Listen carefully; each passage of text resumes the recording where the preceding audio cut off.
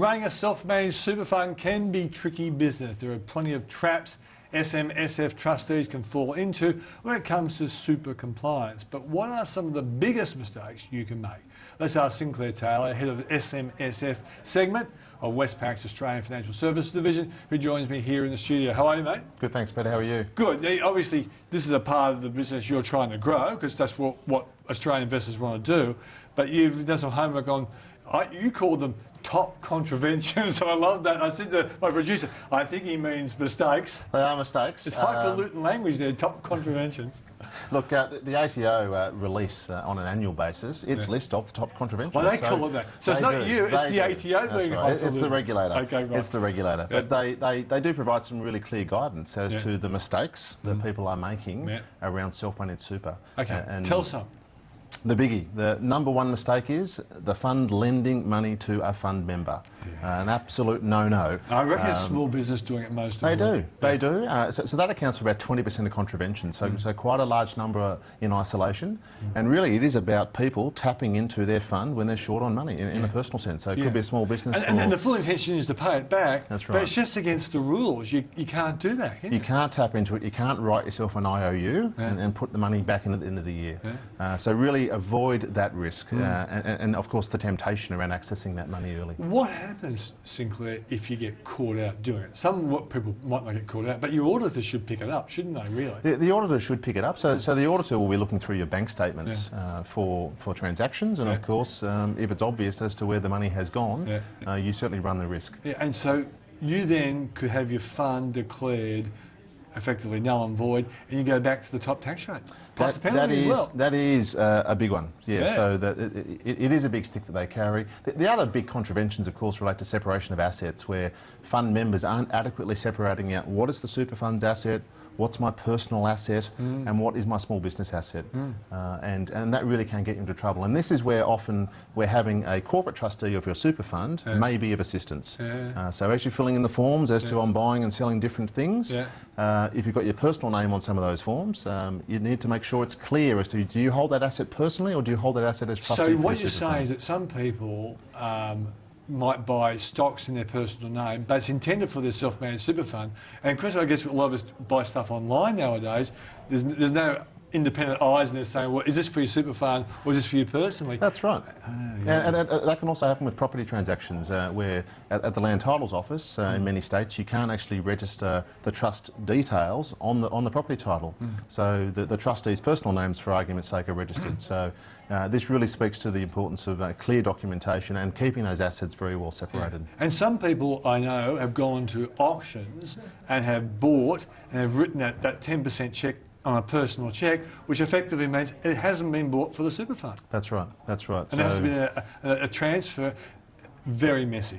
Okay. You've got to think through that really well. And the other big one, of course, is just general administrative contraventions, and this is just code for sloppy paperwork. And running an SMSF does involve paperwork, and being a good bookkeeper and keeping all those bits of paper well filed will really assist you in avoiding some of that. I guess the way to avoid this is actually having an accountant or a super fund administrator service or something like that, or even a financial planner who helps you make sure it gets done properly. But there must be a hell of a lot of people doing it DIY, and that's where mistakes are happening. They are. So of Australia's 503,000 self-managed super funds, the vast majority of them, in fact, do it themselves. And look, without day-to-day assistance. So they'll go to the accountant at the end of the financial year and put in their tax return. That's where the mistakes bob up.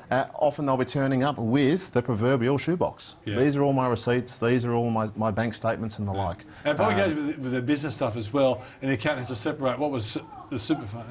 That's right. So there's nothing wrong with running your own show, and that's one of the joys of running your own self-managed super fund. You get to run your own show. You get to make all those decisions, but you're also on the hook for the compliance. And to your point, it really is about thinking about, can my accountant, can my planner, can my specialist administrator provide some of that assistance? Okay, so just looking at what's the best way for them to avoid it? I think the best way to avoid it is to be aware of what the common mistakes are. So having those front of mind, getting help at the right time. If you're out of your depth with the paperwork and you're not quite sure what the rules are, put your hand up and get help early. Yeah, because in paying, it's tax deductible inside your self-managed super fund anyway. It is tax deductible. That's a very important point. Okay. Now, there's ATO has some new enforcement powers. Tell us about that. They do. So the ATO has always carried a big stick in this space. And they're big stick carriers. That's what they do. That's definitely what the regulator gets to do. Yeah. And the reason being is that self-managed super is highly tax effective. Yeah. So it's either a low tax or no tax environment, depending on what age you are inside your fund.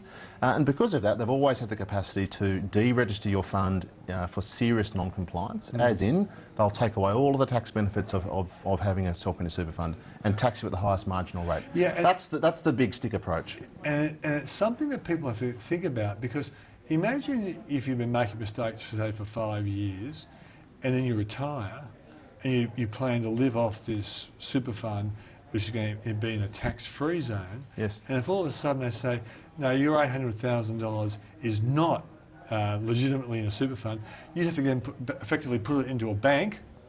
You could probably put $450,000 into a new super fund, couldn't you? You could. But you'd still have maybe $350,000 out there being taxed in a bank account. Yeah, look, it's a very high risk. So the penalties are quite severe. And what the ATO is on course to get are stronger powers as of 1 July. And these stronger powers actually give them more nuances. It actually allows them to apply a broader range of penalties. There's the proverbial sledgehammer approach. We're going to tax your fund, we're going to deregister it. That really wipes you out for a trustee. They're now going to have new powers around civil penalties, where the directors or the trustees of the fund can be personally fined for non-compliance. They'll also be able to force trustees to do compulsory education. At this stage, do they pick up the mistakes and the people who are doing top contraventions?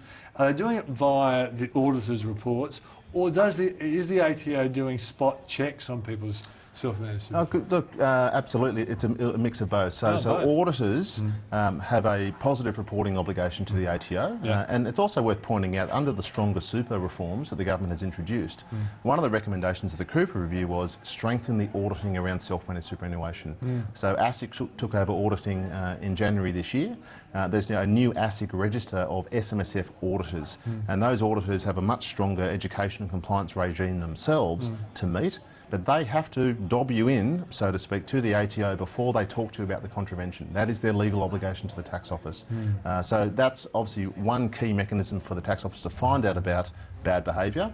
But equally, they run their own compliance regime, and they do their own spot checks and their own auditing. Okay. Now, what else should self-managed super fund members be thinking about as we get to the end of the financial year?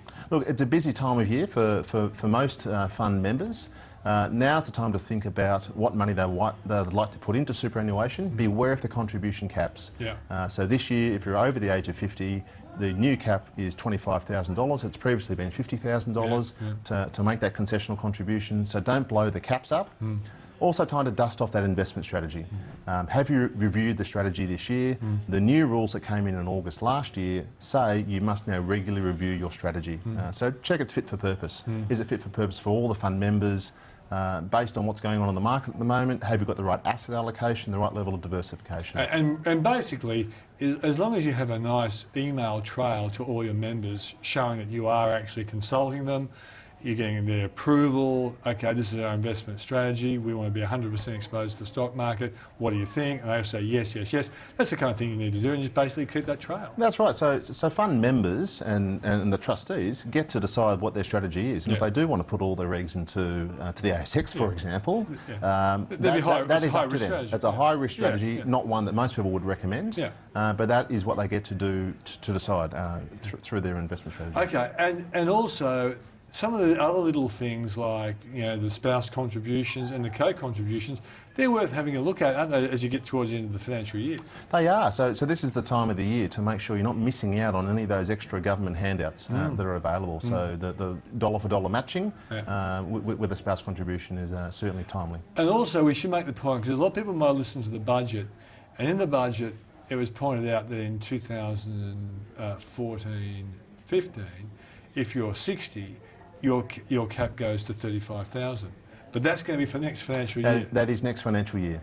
So look, most people will absolutely welcome any rise in the cap to make it easy to put money into the system.